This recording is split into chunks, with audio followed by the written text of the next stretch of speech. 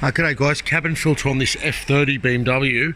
So over here you've got two 10mm screws and a auxiliary power outlet that you have to disconnect or it will just come off by itself, and this little light, okay, and the wire you'll pull through here and remove that piece or it'll be very difficult for you.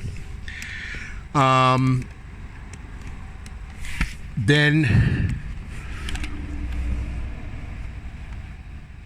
use a 20 Torx bit to undo those silver 3 screws from this cover, okay, and let it come down there. Now if you pop that thing off, oh no, that's just a breather, sorry, I thought it was a drain.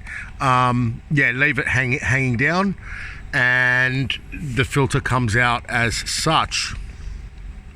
Okay, so you can see it's bent around that curve, and the dirty side will be towards you. The clean side will be facing the front of the car, and you can see that it's bent like that. Okay, hope that helps. So you just undo these 2 bolts here from the black cover and just put your finger in there and pull it out.